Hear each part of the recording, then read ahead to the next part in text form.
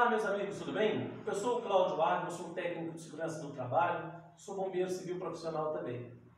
Estamos fazendo para vocês aí algumas videoaulas. Essa videoaula, inclusive, ela faz parte do treinamento de NR10, né? Que é Segurança em Serviços e Instalações Elétricas, e a NR33, que é Serviços em Espaço Confinado, da nossa plataforma à distância e do nosso curso presencial também.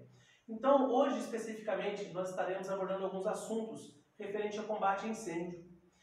Toda pessoa que tem treinamento, né, um brigadista, espaço confinado, segurança em instalações elétricas, nós temos que entender que a gente combate princípio de incêndio, ok? Depois que ele não é mais um princípio, que você já gastou 1, 2 extintores, que você perdeu o controle, não tente mais, não tente ser herói, ok? Porque senão você vai acabar se tornando uma vítima. Então, nós consigamos entender essa videoaula, partimos do seguinte: temos que entender as classes de incêndio. Quando falamos de incêndios, né, nós temos que classificá-los. Então, vamos abordar as principais classes de incêndio. Então, também, nós temos que entender um pouquinho da teoria do fogo. Porque o que é o fogo? Ele é uma reação química da natureza, com desprendimento de calor e luz. Então, assim, se nós conseguimos entender, né, o que é o fogo, como nós fazemos para produzir o fogo, nós vamos saber também como extinguir esse fogo. Então, nós sabemos que a teoria do fogo, né, ela parte do princípio que existe um triângulo do fogo. É admitido também o tetraedro do fogo, também chamado do quadrado do fogo. O que compõe o triângulo do fogo? O oxigênio, o calor e o combustível. E o tetraedro do fogo, que é o quadrado do fogo, acrescenta-se ainda a reação em cadeia. Então, quando eu junto esses elementos numa proporção correta, acaba acontecendo o fogo. Então, se nós partimos desse princípio, a gente tem que entender assim, que não é legal para que não haja fogo, né, que a gente não deixe esses 3 elementos, ou esses 4 elementos, eles se misturarem, né, se juntarem, porque senão vai haver aí um fogo. Entendendo isso, nós temos que classificar esse incêndio, né, no caso. Como que ele é classificado? Nós classificamos por classe A, classe B, classe C, classe D e classe K. Existem outras classes, mas nós não vamos pontuá-las aqui. Então, hoje especificamente estaremos falando sobre 3 classes: classe A, classe B e classe C. Ok? A classe A é um incêndio em materiais sólidos, né? Então, se você tem madeira, papel, tecidos, borracha, enfim, são materiais que ele, por regra, sempre vai queimar na superfície e também na profundidade. O extintor mais indicado, o extintor mais correto para você estar utilizando nessa classe de incêndio, seria o de água pressurizada. Tendo em vista que a água, quando ela for depositada sobre esse foco de incêndio, ela vai se depositar nas cavidades. Ela vai penetrar até na profundidade do incêndio e vai extinguir esse foco de incêndio lá na sua profundidade. Ah, mas eu posso usar um pó químico seco, o dióxido de carbono, CO2? Posso. Se for um incêndio que não tem muito material depositado, ele vai até apagar. Ele vai apagar, só que ele vai apagar pelo método de abafamento nesse caso. Porém, se tiver na profundidade ainda algum foco de incêndio, ele vai ter uma autoignição, né? Vai ter uma reignição.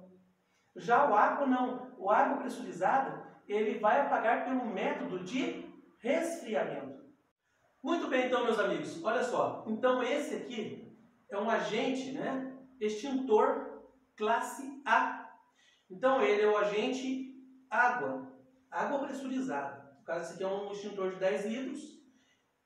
O que eu estiver falando para ele vai ser bem semelhante também para o pó químico seco em alguns aspectos, ok? São eles que são constituídos por uma mangueira, né, por um gatilho, por uma alça de transporte, um manômetro. Ele tem essa postura, ele é um cilindro bem semelhante ao cilindro. O que importa para nós é reconhecermos esse agente extintor. Este cilindro, então, ele contém água. Ah, mas está no escuro. Ah, mas como eu vou reconhecer esse extintor? Muito bem. O primeiro passo para a gente reconhecer um extintor de incêndio é pela sua etiqueta. Olha só, antes a gente identificava pela cor verde, né? O extintor ele tinha uma cor. Hoje já não se aplica muito, né? Tendo em vista que, por exemplo, esse cilindro, né? Essa unidade extintora, ela já é branca. Veja só. Então, ela não tem cor. Então, não se aplica mais. Ok? Porém, a maioria dos extintores de incêndio, né, os agentes extintores, as unidades extintoras, elas são classificadas por cor. Então, no caso da água, ele é classificado como verde. Então, se eu pegar o meu extintor, né, o meu agente extintor, a minha unidade extintora, veja só, aqui não tem um corte, então ele está dizendo que ele é para materiais classe A.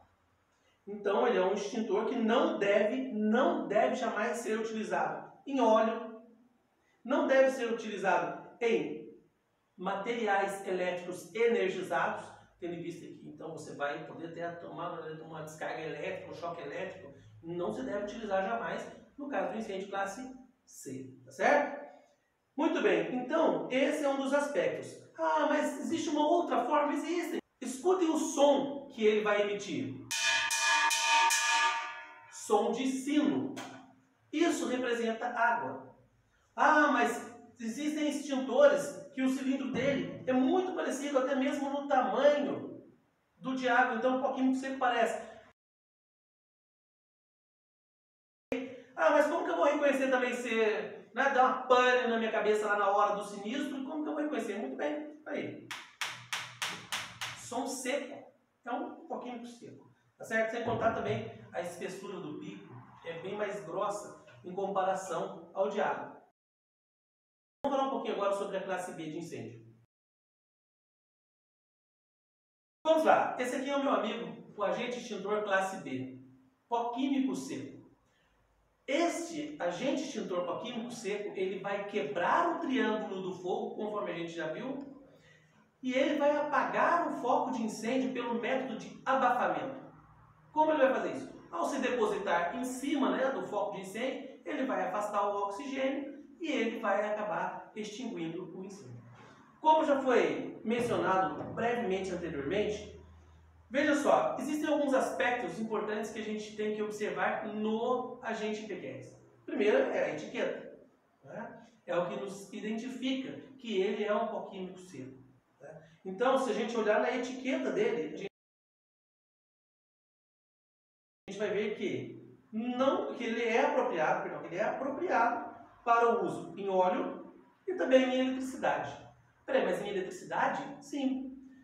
Por que não se opta tanto por usá-lo em eletricidade? Tendo visto que o estrago é muito grande. Às vezes tem alguns equipamentos elétricos próximos do outro, por exemplo, que não serão danificados.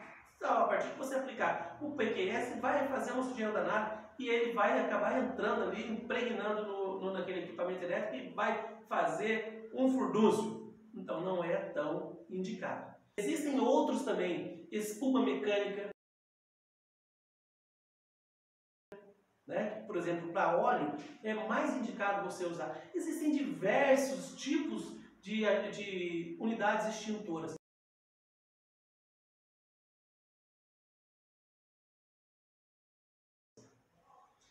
O agente CO2 ele é indicado para materiais elétricos energizados. Então, veja só, na etiqueta desse cilindro, né, dessa unidade extintora, indicado para óleo, é super indicado para incêndios em materiais elétricos energizados. Então, classe C é uma classe específica para materiais elétricos energizados. Energizado? Simples. Se você pega um rolo de fio, por exemplo, ele é um material elétrico, mas ele não está energizado.